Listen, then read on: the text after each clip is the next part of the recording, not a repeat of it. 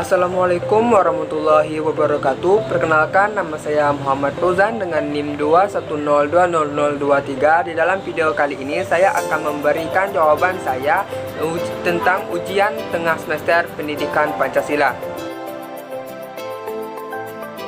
Dinamika pendidikan Pancasila. Penetapan Pancasila sebagai dasar negara itu memberikan pengertian bahwa negara Indonesia adalah negara Pancasila. Hal itu mengandung arti bahwa negara harus tunduk kepadanya, membela dan melaksanakannya dalam seluruh perundang-undangan.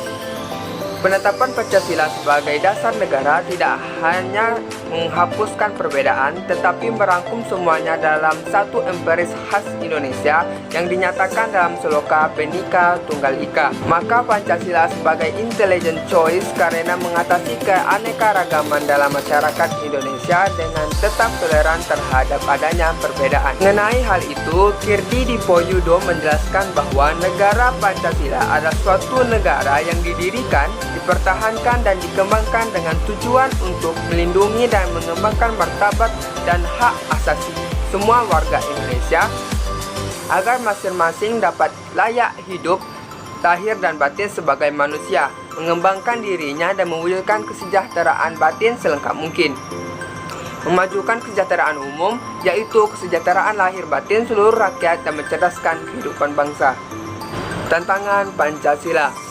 Masih ada sederet fakta empiris yang menunjukkan betapa pentingnya Pancasila sebagai dasar negara Republik Indonesia. Kini tidak lebih bagaikan macan kertas.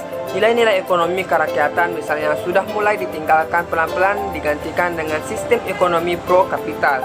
Bangsa ini mulai kehilangan daya kritisnya karena bekerja dalam bidang apapun berada di bawah tekanan global. Elit politik tampak membiarkan dirinya tercebur dalam pusaran arus global tanpa proteksi. Kebanggaan diri sebagai bangsa Indonesia bukan lagi menjadi acuan, sehingga orientasi hidup hanya mencari popularitas. Maka muncullah fenomena mengiklankan diri sendiri tanpa memerhatikan aspek penderitaan rakyat. Pemerintah sulit menjadikan rasa empati sebagai bahan pertimbangan utama merancang kebijakan. Yang di luar terlihat populis, tetapi substansinya sebenarnya menindas. Pancasila kita sedang menghadapi krisis multidimensional. Pancasila kita sedang berhadapan dengan pola perilaku elit yang tidak lagi peka terhadap rakyatnya. Pancasila kita juga sedang menghadapi tantangan bagaimana membuat orang-orang beragama lebih toleran terhadap lainnya. Dan jelasan secara etis berbagai tindakan politik di negeri ini membuat keadaban publik saat ini mengalami kehancuran. Fungsi sebagai pelindung rakyat tidak berjalan sesuai dengan komitmen. Keadaan republik yang hancur inilah yang sering merusak wajah hukum, budaya, pendidikan, dan agama. Terdapat beberapa tantangan yang dihadapi pendidikan Pancasila, yaitu tantangan internal dan tantangan eksternal. Tantangan internal berupa berbagai gerakan separatis yang hendak memisahkan diri dari negara kesatuan Republik Indonesia. Sedangkan tantangan eksternal skala besar berupa mondialisasi atau globalisasi. Di era modernisasi seperti saat ini, di mana batas negara sudah tidak tampak lagi dan semua menuntut adanya keterbukaan dan transparansi, maka Pancasila sebagai benteng terakhir bangsa menghadapi tantangan yang cukup berat.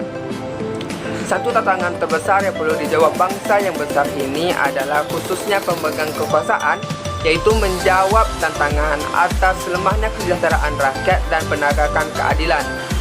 Globalisasi yang berbasiskan pada perkembangan teknologi informasi, komunikasi, dan transportasi secara drastis mentransendensikan batas-batas etnis bahkan negara. Tantangan yang paling berat dan yang paling utama adalah masalah ekonomi dan budaya yang mengkilas bangsa ini tanpa ampun. Sebab ajaran Pancasila yang hakiki sama sekali tidak sesuai dengan arus modernisasi yang masuk ke bumi tercinta, yaitu Indonesia.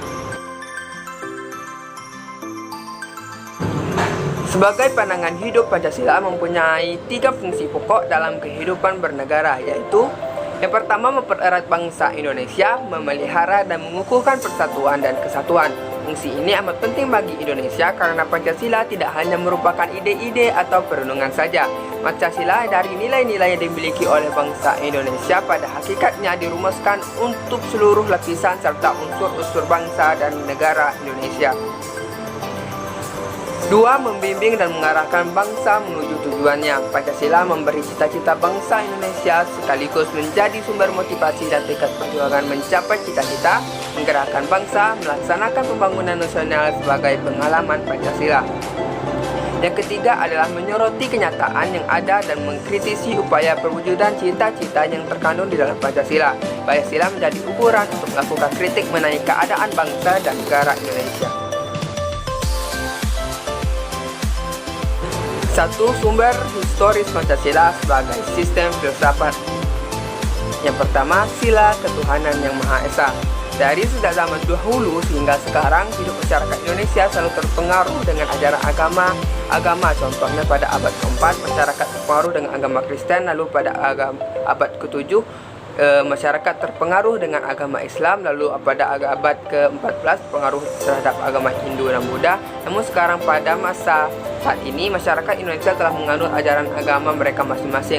Hal tersebut dapat dibuktikan masih berlangsungnya sistem penyembahan diri sebagai kepercayaan dalam agama-agama yang hidup di Indonesia. Yang kedua adalah sila kemanusiaan yang adil dan beradab. Nilai-nilai kemanusiaan dalam masyarakat Indonesia dilahirkan dari perpaduan pengalaman bangsa Indonesia dalam menyejarah. Bangsa Indonesia sejak dahulu dikenal sebagai bangsa maritim yang telah menjelajah berbagai penjuru Nusantara, bahkan dunia. Hasil pengembaraan itu membentuk karakter bangsa Indonesia yang kemudian oleh Soekarno disebut sebagai istilah internasionalisme atau peri kemanusiaan. Yang ketiga adalah sila persatuan Indonesia. Kebangsaan Indonesia merefleksikan suatu kesatuan dalam keberagaman serta kebaruan dan kesilaman.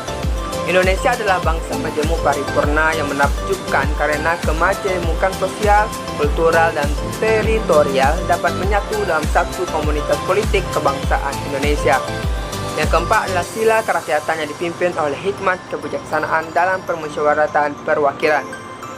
Demokrasi sebagai bentuk pemerintahan dari rakyat, oleh rakyat, dan untuk rakyat memang merupakan fenomena baru di Indonesia yang muncul sebagai ikutan formasi negara Republik Indonesia yang merdeka. Sejarah menunjukkan bahwa kerajaan-kerajaan pra-Indonesia adalah kerajaan feodal yang dikuasai oleh raja-raja autokrat. Meskipun demikian, nilai-nilai demokrasi dalam taraf tertentu telah berkembang dalam budaya Nusantara yang diperhatikan setidaknya dalam unit politik kecil. Yang kelima adalah keadilan sosial bagi seluruh rakyat Indonesia. Sejarah mencatat bahwa bangsa Indonesia dahulunya adalah bangsa yang hidup dalam keadilan dan kemakmuran. Keadaan ini kemudian dirampas oleh kolonialisme. 2. Sumber sosiologis Pancasila sebagai sistem filsafat. Sumber sosiologis Pancasila sebagai sistem filsafat dapat digolongkan ke dalam dua kelompok. Pada kelompok pertama, masyarakat awam yang memahami Pancasila sebagai sistem filsafat yang sudah dikenal masyarakat Indonesia dalam bentuk pandangan hidup, way of life yang terdapat dalam agama, adat istiadat, dan budaya berbagai suku bangsa Indonesia. Lalu kelompok kedua, masyarakat ilmiah akademis yang memahami Pancasila sebagai sistem filsafat dan teori-teorinya bersifat akademis. Sumber politis Pancasila sebagai sistem filsafat. Pada awalnya Pancasila merupakan konsensus politik yang kemudian berkembang menjadi sistem filsafat. Sumber politis Pancasila sebagai sistem filsafat dapat diklasifikasikan ke dalam dua kelompok. Kelompok pertama meliputi wacana politis tentang Pancasila sebagai sistem filsafat pada sidang BBPU PKI, sidang PPKI, dan kuliah umum Soekarno pada tahun 1958 dan 1959 tentang pembahasan sila-sila Pancasila secara filosofis. Kelompok kedua mencakup berbagai argumen politis tentang Pancasila sebagai sistem filsafat yang disuarakan kembali di era reformasi dalam pidato politik Habibie 1 Juni 2011. Penerapan esensi Pancasila sebagai berikut. Yang pertama, ketuhanan Maha Esa diwujudkan dalam bentuk semangat toleransi antar umat beragama. Yang kedua, sila kemanusiaan yang adil dan beradab diwujudkan dalam penghargaan terhadap hak asasi manusia HAM di Indonesia. Sila persatuan Indonesia diwujudkan dalam mendahulukan kepentingan bangsa dan negara daripada kepentingan kelompok atau golongan partai. Yang keempat adalah sila kerakyatan yang dipimpin oleh hikmat kebijaksanaan dalam permusyawaratan perwakilan yang diwujudkan dalam mendahulukan pengambilan keputusan berdasarkan musyawarah daripada voting. Yang kelima adalah sila keadilan sosial bagi seluruh rakyat Indonesia diwujudkan dalam bentuk memperkaya diri atau kelompok dengan keadilan. Penerapan urgensi Pancasila dibagi menjadi dua pendekatan, yaitu yang pertama pendekatan institusional, membentuk negara yang bersumber dari pendidikan Pancasila sehingga terwujudnya dan terpenuhi kepentingan nasional. Yang kedua pendekatan human resource, yaitu orang yang memegang kekuasaan pemerintahan yang melaksanakan nilai-nilai Pancasila secara konsekuen dalam tugas dan tanggung jawabnya yang akan mensejahterakan rakyat. Cara pertama yaitu melalui pendidikan. Sebagaimana pemerintah telah menetapkan aturan bahwa pembelajaran akan ideologi dimulai dari jenjang sekolah dasar hingga jenjang universitas. Cara kedua yaitu dengan memilih pemimpin yang bisa menjadi role model. Pemimpin yang bisa dijadikan sebagai role model akan ideologi pasti akan membawa para anggotanya untuk tidak terjerumus akan ideologi lain yang menyimpang. Selain cara yang telah disebutkan, ada beberapa cara lain yang dapat dilakukan. Yang pertama, tidak terpengaruh hal-hal negatif, menyaring budaya yang masuk dari luar, menyaring informasi-informasi yang diterima, menghindari sikap egois dan konsumtif, meningkatkan persatuan dan kesatuan, menetapkan nilai-nilai Pancasila dalam kehidupan bermasyarakat, berbangsa, dan bernegara, menolak masuknya ideologi lain yang bertentangan yang tidak sesuai dengan ideologi bangsa negara Indonesia, mengutamakan persatuan dan kesatuan. Cara kita sebagai mahasiswa untuk menerapkan nilai Pancasila dalam kehidupan sehari-hari yaitu sebagai berikut.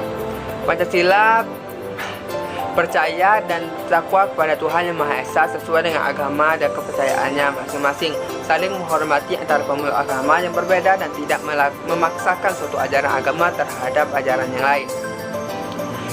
Menghindari perilaku bullying dan aktif dalam kegiatan kemanusiaan, meningkatkan rasa nasionalisme dan semangat cinta tanah air, dan mengadakan kegiatan-kegiatan positif dalam memelihara persatuan dan kesatuan, mengutamakan musyawarah dan menghargai pendapat orang lain, mengembangkan sikap tenggang rasa, tidak semena-mena terhadap orang lain, menjunjung tinggi nilai kemanusiaan, dan berani membela kebenaran dan keadilan.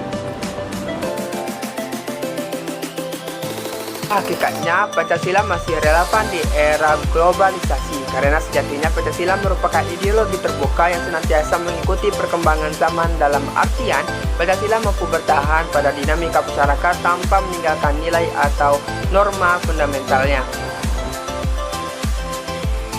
Sekian, terima kasih. Itulah jawaban yang dapat saya berikan. Saya tutup dengan wassalamualaikum warahmatullahi wabarakatuh.